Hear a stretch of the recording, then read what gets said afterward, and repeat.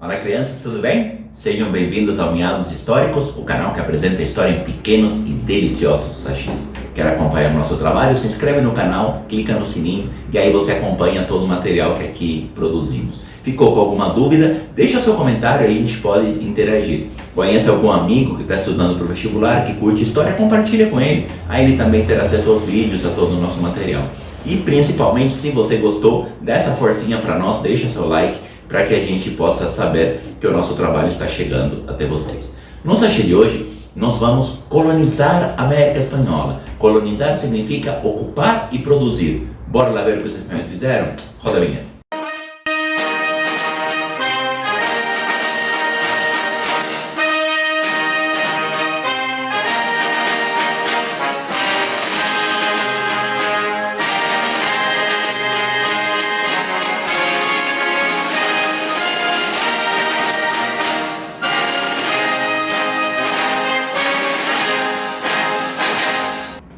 Muito bem, quando a gente fala em colonizar, é sempre importante que você guarde isso. Colonizar significa ocupar e produzir. Colonizar significa ocupar um território e produzir nesse território. Quando a gente fala da colonização espanhola, eu quero que você guarde que havia dois grandes objetivos na colonização espanhola. Quais eram esses dois principais objetivos? O primeiro é a extração de metais preciosos. Se você ainda não assistiu o vídeo no qual nós falamos a respeito da conquista da América e do projeto, é muito importante que você volte, porque isso vai condicionar todo o projeto colonial. A busca de metais preciosos exige que os nativos sejam utilizados como mão de obra e impede que seja simplesmente exterminada a população nativa, certo? Então, o principal objetivo espanhol é a exploração de metais preciosos. E o segundo principal objetivo é a ideia da economia complementar. Economia complementar, a exploração de gêneros tropicais, o uso da colônia para produzir gêneros tropicais que na metrópole não daria por conta do clima. E aqui é importante que a gente faça alguns paralelos com o Brasil, porque o vestibular vai te pedir isso. Esses dois objetivos, eles também estão presentes na colonização portuguesa. Só que, na colonização portuguesa, eles estão exatamente invertidos na ordem de acontecimento e na ordem de prioridades. O projeto colonizador português tinha como base a exploração da cana-de-açúcar, enquanto o projeto colonizador espanhol tinha como base a exploração de metais preciosos. Isso se dá porque os espanhóis acharam metais preciosos primeiro, e a exploração de metais preciosos no Brasil só vai começar no século 17 para 18, quando a partir dos bandeirantes se acham as jazidas de ouro na região de Minas Gerais. Certo? Então, como na Espanha o ouro apareceu primeiro, na América Espanhola, para os espanhóis o ouro apareceu primeiro, a exploração de metais preciosos se torna o principal objetivo, tá? E aqui é muito importante que a gente separe cada uma dessas atividades, porque cada uma dessas atividades, ela vai gerar tipos de trabalho diferentes. Quer ver?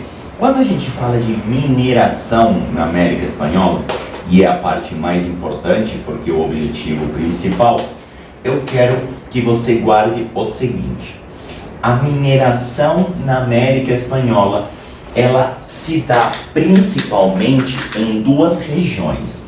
A região dos Andes, do chamado Império Inca, e aí de novo fica o convite: se você não assistiu o vídeo a respeito de maias, incas e astecas, é muito importante que você veja, certo? Até para você entender essa sequência.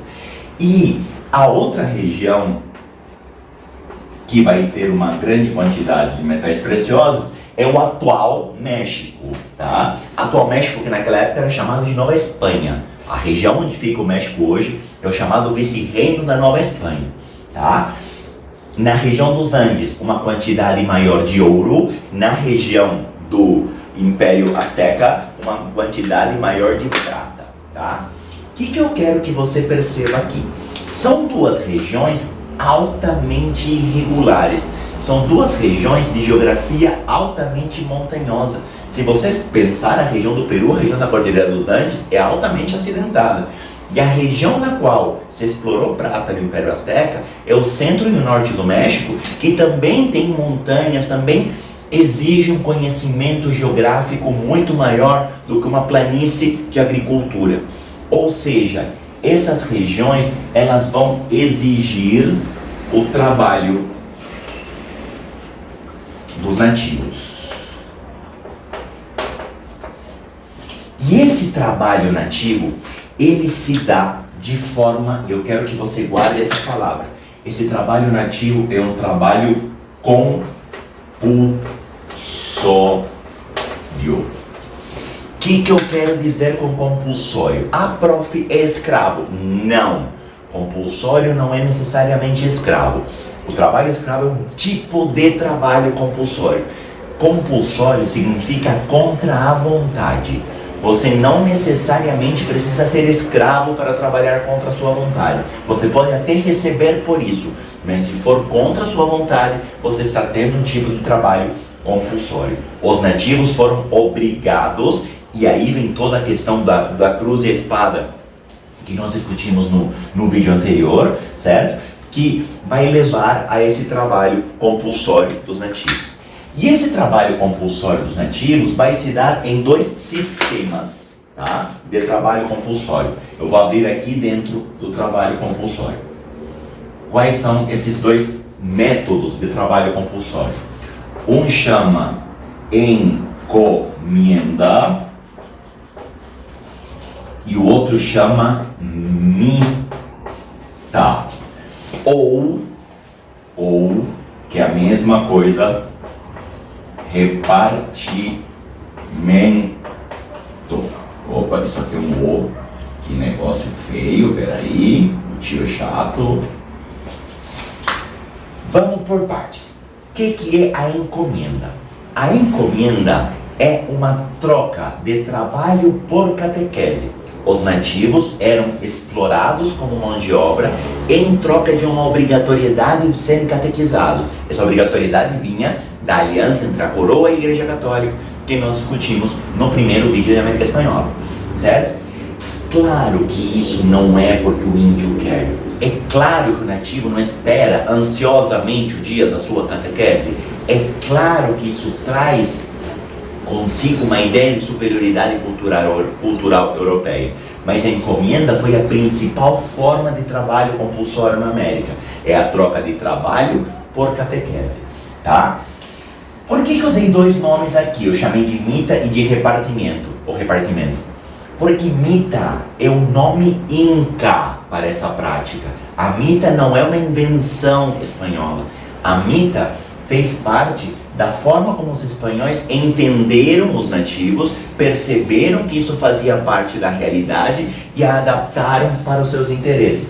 Então, a mita nada mais é do que o trabalho compulsório nas minas por longas jornadas em troca de um pagamento quase ridículo. Mas sim, a mita envolve salário, a mita envolve pagamento. Tudo bem? É um pagamento ridículo. Se eu gostasse de piadinha infame, eu te diria que é um vale marmita. Mas em todo caso, é um pagamento estupidamente baixo em troca do trabalho, certo? Mas é trabalho assalariado. Essa é uma prática inca.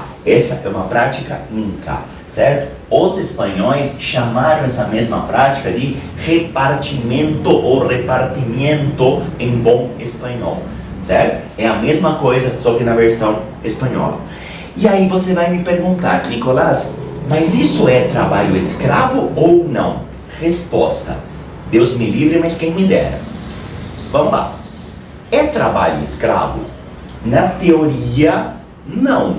Na teoria, não, por quê? Aqui está tendo um pagamento de salário.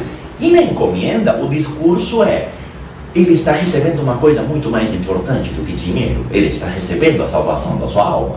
Então, a gente não pode dizer que ele está sendo escravizado, porque ele está recebendo o pão da vida. É claro que isso é só discurso. É claro que isso é só teoria. Mas é muito importante que você entenda que por trás disso tem uma questão política, certo? No início do século XVI, uma bula papal proibia a escravidão indígena. Então, é muito importante que você guarde que existe uma proibição católica da escravidão indígena.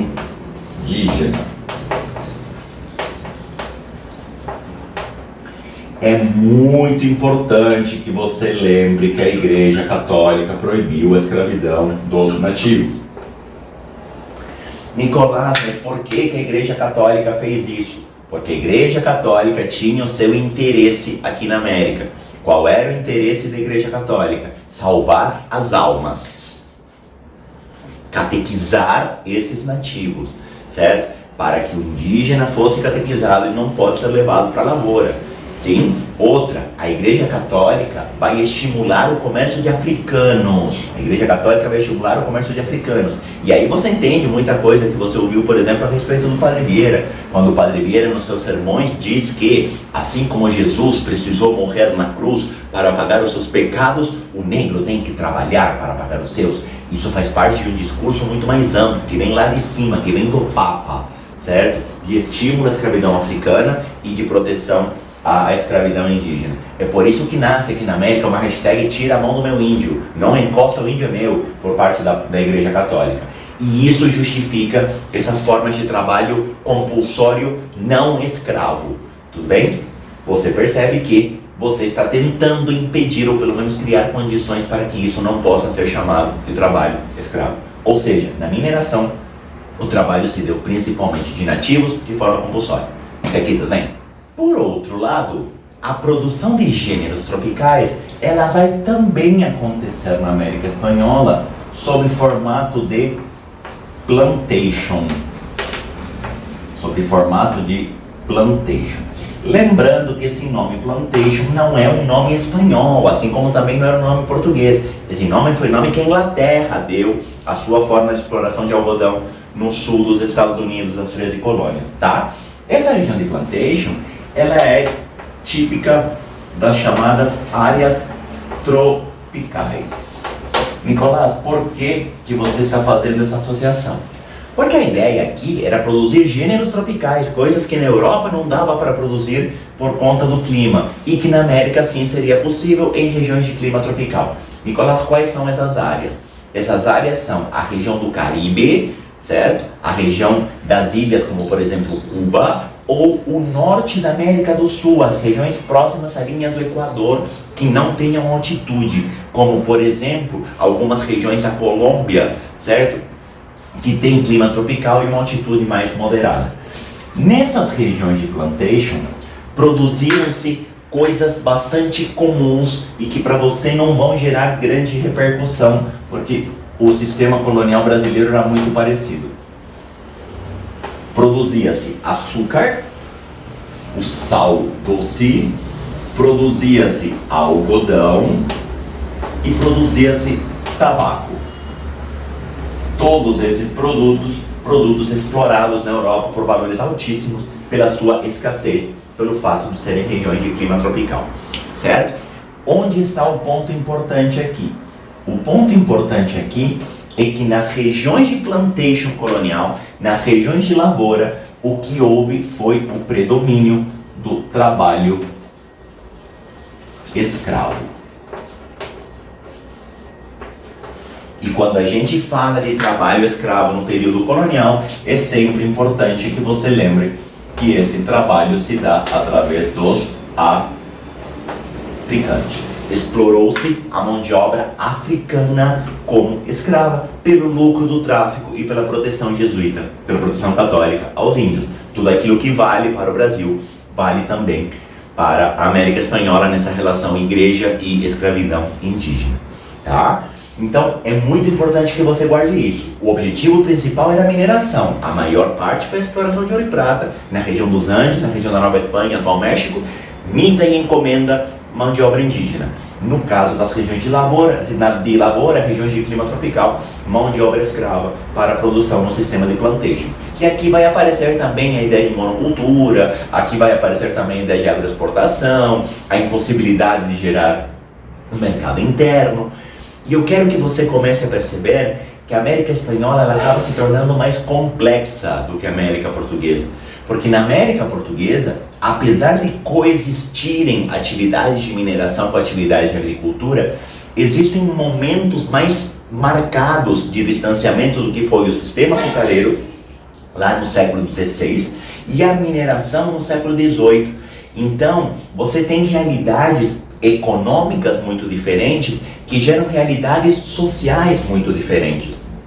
Na sociedade colonial açucareira e na sociedade colonial mineradora no Brasil, a estrutura ela é muito diferente. A sociedade colonial açucareira quase sem camada média, a sociedade mineradora desenvolvendo uma camada média. Só que na América Espanhola, essas duas coisas acontecem simultaneamente. E aí, a gente pode pensar um pouco na questão da sociedade colonial linkada à questão da administração colonial. Vamos fazer um combo 2 por 1 aqui e pensar na sociedade e na administração colonial. Para isso, eu vou desenhar aqui uma piramidezinha para a gente visualizar essa sociedade de uma forma mais clara, tá? Na sociedade colonial espanhola, a gente pode encontrar 3 grandes grupos. Esse, que eu vou pintar de verde, o tio daltônico serrar a cor não liga, o que eu vou pintar de rosa, para deixar bem diferente,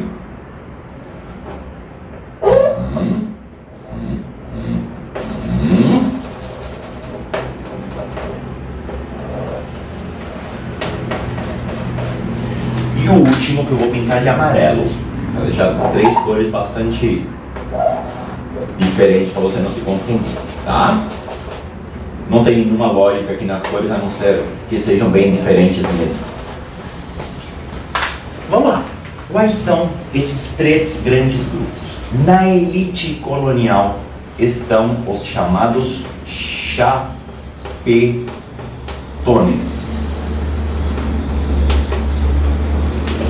Quem são os chapetones, ou capetones, ou chapetones? O nome correto é chapetones, que é o nome espanhol, tá?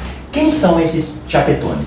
São os espanhóis nascidos na Espanha. São os espanhóis nascidos na Espanha.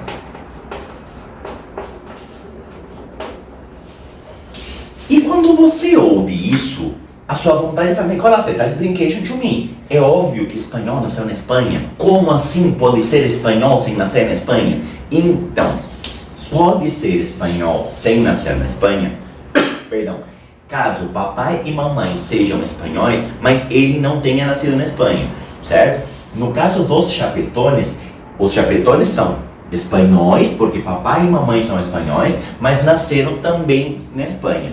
O que significa que deve ter um cara que não é assim. Esse cara é o chamado criollo. Os criollos, tudo bem?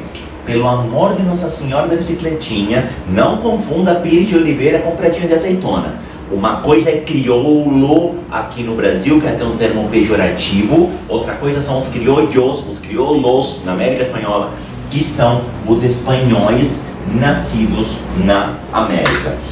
Nicolás, tem alguma outra forma de você falar isso? Tem, eu posso dizer que são os filhos dos chapetones. Eles são os nascidos na América. Tá? Por que você deixou um terceiro grupo, prof? Esse grupo aqui de baixo eu vou chamar de impuros. E a palavra impuro é uma palavra extremamente preconceituosa. Não é Nicolás que está usando essa palavra, é a Espanha que usou essa palavra para se referir aos não espanhóis. Esse cara é o não espanhol. Quem entra na categoria impuro? Quem entra na categoria impuro? Chamaremos de impuros os mestiços, porque não são 100% espanhol, os negros, os africanos, perdão, e os nativos. Todos esses entram na categoria 1, tá? Bom, a sociedade ela é bastante clara, mas eu quero que você perceba uma coisa. Apesar de ser uma sociedade de tendência estamental, porque a divisão foi por nascimento, existe aqui uma mudança progressiva de quantidade. Não há mobilidade social, porque esse cara não vai virar crioulo, esse cara não vai morrer e nascer de novo na América, esse cara não vai se teletransportar para nascer na Espanha. Então a mobilidade social realmente não existe, tá? Mas com o passar do tempo, isso é um spoiler do dia que a gente for falar de independência da América Espanhola, com o passar do tempo, esse grupo, ele tem tendência a aumentar, tudo bem? Porque esses crioulos começam a ter filhos, de preferência com espanhóis, certo? Fazendo com que você aumente a quantidade de crioulos. Enquanto os chapetones, ou eles voltam para a Europa, ou eles têm filhos, mas os filhos são crioulos. Então, esse grupo aqui do meio, esse grupo crioulo, tem tendência a aumentar numericamente com o passar do tempo, tá? Bom, essa é a estrutura social. Onde entra a estrutura administrativa? Isso é muito importante que você guarde. Os chapetones, além de serem a elite, eles são uma elite política, porque os chapetones vão ocupar um cargo, peraí que eu tiro o vapor, os chapetones vão ocupar um cargo, que é o cargo de vice-reis.